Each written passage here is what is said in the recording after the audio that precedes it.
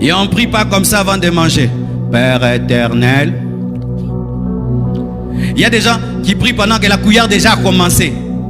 Et quand c'est dans la bouche, sanctifie ce qui est déjà entré là-bas. Vous qui aimez parler du monde des ténèbres, je vais un peu vous parler du monde des ténèbres. Vous savez qu'il y a des nourritures envoûtées.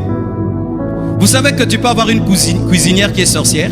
Tu sais que tu peux aller dans un restaurant, la bouffe qu'on donne là-bas c'est la chair humaine.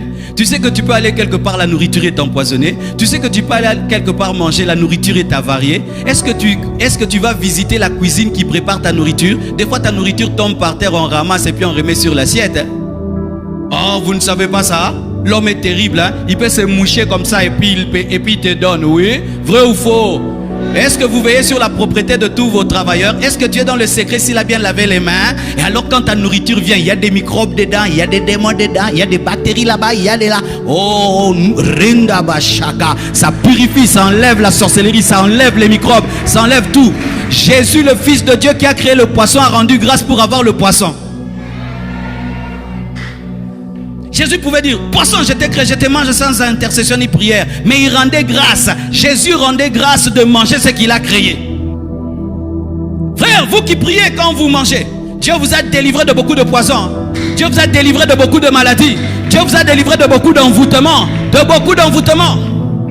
Je vous ai déjà parlé d'une expérience que j'ai eue avec un sorcier. Toi aussi tu es un Bertin, hein? Tu as un Bertin à côté de toi, mais tu ne le connais pas, un Bertin. Qui prie de manière satanique sur ta nourriture. Mais tu manges et il a discerné en toi. Tu pries, tu ne pries jamais. Jésus qui a créé le poisson rendait grâce pour le poisson. La Bible dit que nous devons manger toutes choses avec action de grâce. Toutes choses, même l'eau, avec action de grâce.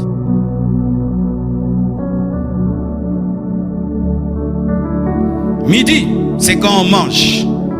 Frère, priez avant de manger. Dis à ton voisin, prie avant de manger. Et on ne prie pas comme ça avant de manger. Père éternel. Il y a des gens qui prient pendant que la cuillère déjà a commencé. Et quand c'est dans la bouche, sanctifie ce qui est déjà entré là-bas. Tu es un gourmand. Vous qui aimez parler du monde des ténèbres, je vais un peu vous parler du monde des ténèbres. Vous savez qu'il y a des nourritures envoûtées. Vous savez que tu peux avoir une cuisinière qui est sorcière. Tu sais que tu peux aller dans un restaurant, la bouffe qu'on donne là-bas c'est la chair humaine. Tu sais que tu peux aller quelque part, la nourriture est empoisonnée. Tu sais que tu peux aller quelque part manger, la nourriture est avariée. Est-ce que tu vas visiter la cuisine qui prépare ta nourriture? Des fois ta nourriture tombe par terre, on ramasse et puis on remet sur l'assiette. Oh, vous ne savez pas ça?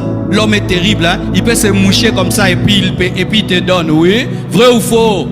Est-ce que vous veillez sur la propreté de tous vos travailleurs? Est-ce que tu es dans le secret s'il a bien lavé les mains? Et alors quand ta nourriture vient, il y a des microbes dedans, il y a des démons dedans, il y a des bactéries là-bas, il y a des là. Oh, Rinda Bashaka. Ça purifie, ça enlève la sorcellerie, ça enlève les microbes, ça enlève tout.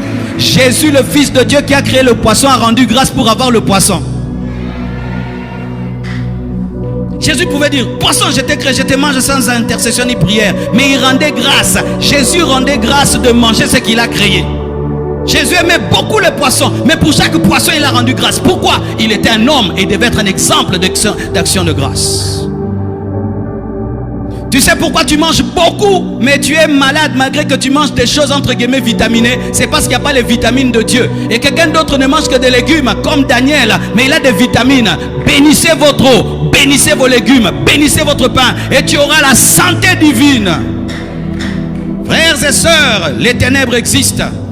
Il y a des gens qui ont mangé quelque part. Depuis que tu as mangé là-bas, tu as senti une chose, la nourriture n'est jamais descendue. Oui, mes frères, ce sont des choses qui arrivent. Hein. Tu manges, mais tu sens que là, c'est toujours là. Mais c'est passé, mais c'est toujours là. Et tu sens que depuis que tu as mangé cette nourriture, tu commences à étouffer spirituellement. Pourquoi? Parce que tu es glouton. Un idolâtre. Oui, les gloutons sont des idolâtres. Les hommes qui devant la nourriture oublient Dieu sont des idolâtres. Comment vraiment un foufou peut te faire oublier Dieu? Vraiment, ça c'est l'idolâtrie des niveaux. Hein? Quand tu vois la nourriture, déjà tu commences à baver. Tu baves devant la nourriture, tu baves. Tu perds ton éducation devant la nourriture. Tu perds ton contrôle devant la nourriture. Tu perds le contrôle devant la nourriture. Tu peux haïr quelqu'un pour la nourriture. Tu peux haïr. Si là tu es venu au culte et tu as laissé ton pain dans le frigo. Tu rentres comme ça, Guélo a mangé ça. Ah, Guélo, tu vas le poursuivre dans toute la maison. Quoi? Allez, lipa. Mais oui, je connais tout ça, je sais ce que je dis.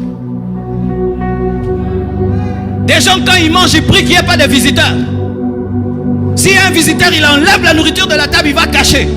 S'il a un visiteur, il va là-bas, il diminue la chaleur au niveau du plaque. Pour que la foufou éternel est bélaté. Et les gloutons ne prient pas devant la nourriture. Et c'est ce qui fait qu'ils amènent dans leur vie des esprits, des maladies, des choses et même du poison. Frère, vous qui priez quand vous mangez, Dieu vous a délivré de beaucoup de poisons. Dieu vous a délivré de beaucoup de maladies. Dieu vous a délivré de beaucoup d'envoûtements. Je vous ai déjà parlé d'une expérience que j'ai eue avec un sorcier. On avait un sorcier à l'église là où je priais. Et ce jeune homme envoûtait les gens. Et un jour, je suis allé chanter quelque part. Et pendant qu'on chantait, parce qu'on était dans une même chorale, on me donne ma bouteille de coca. Alors je l'avais un peu déposée plus loin. Et puis je vais la prendre. Lui la prend à ma place pour me la donner. Et lorsqu'il me la donne, il met son doigt dans la bouteille comme ça. Et il me la donne. Comme ça, il me donne. Et lui pensait que je n'allais pas voir. Et puis j'ai vu, mais il a mis son doigt dans ma bouteille. Et puis Dieu m'a dit, c'est un sorcier. Il a envoûté ton coca. Alors j'ai dit, oh gloire à Dieu, je ne vais pas boire. Dieu me dit, tu bois. Ah oui, là j'avais, je crois, 16 ans. Tu bois. J'ai dit, ah non, ce qui est révélé déjà. Je ne bois pas. Dieu me dit, moi je veux que tu boives. Mais prie dans ton cœur. J'ai prié dans mon cœur, j'ai pris le coca. J'ai parlé en langue. Et j'ai bu en le regardant. Et lui, c'est comme si dans leur monde, il peut savoir si c'est qu'il a mis t'a touché. Et il me regardait pour voir quelque chose. Et il était troublé. Et vous savez ce qui est arrivé? Sur le chemin, il est tombé dans un caniveau. Et toute la chorale a dit, eh Bertin, en français, eh Bertin, la sorcellerie te fait tomber comme ça. Toi aussi tu es un Bertin, hein? Tu as un Bertin à côté de toi, mais tu ne le connais pas, un Bertin qui prie de manière satanique sur ta nourriture. Mais tu manges et il a discerné en toi. Tu pries, tu ne pries jamais. Jésus qui a créé le poisson, rendez grâce pour le poisson. La Bible dit que nous devons manger toutes choses avec action de grâce. Toutes choses, même l'eau, avec action de grâce. Il fut un temps, j'avais une maladie de la peau. Dieu m'avait même dit, chaque fois que je me lavais, de bénir l'eau. Et j'étais guéri. Ma peau brûlait tout le temps. Dieu m'avait dit, bénis même ton eau quand tu te laves. Il y a 2 sœurs, ou 3 même, j'ai vu des miracles pareils. Une sœur est venue me voir un jour, elle avait une maladie de peau. Et puis Dieu m'a dit, dis à cette sœur, chaque fois qu'elle se lavera, qu'elle bénisse son eau. Purifiée, délivrée. Aujourd'hui elle est mariée. Il y a même une autre de la chorale, la même chose, elle est guérie. Bénissez l'eau, bénissez la nourriture, bénissez, même quand tu vas dans une fête, prie, amen, hein? Même au restaurant, priez. Je vois des gens quand c'est le restaurant, hey, je m'en fous. Même si c'est le restaurant classe, des gens chip, vos chip, c'est votre problème. Père éternel, bénis mon hamburger. Oui, vous avez honte de prier dans les restaurants, vous avez honte de prier dans les fêtes. Et c'est surtout dans les fêtes d'ailleurs qu'il y a des nourritures envoûtées.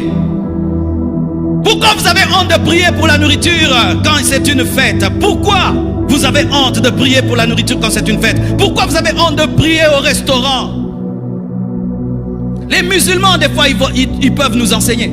Un musulman, il se retrouve à un endroit, je les ai même vus dans des aéroports, c'est son heure de prière. Aéroport, je crois de Boston ou quoi là, il s'en fout de votre Boston. Il prend son tapis, il met là, Allah. Et il sait que vous tous vous le regardez, vous le critiquez. Il n'a que faire. Mais toi tu as honte de bénir la nourriture que tu as achetée. La nourriture que tu as achetée, tu as peur de la bénir. Tu fermes tes yeux. Et d'ailleurs c'est une évangélisation. Tous sont en train de manger sans prier. Mais toi tu fermes les yeux. Père, merci pour cette nourriture. Au nom de Jésus-Christ. Amen. Père, merci pour ce sucré. Amen. Merci pour l'eau, même l'eau. Merci pour l'eau. Amen.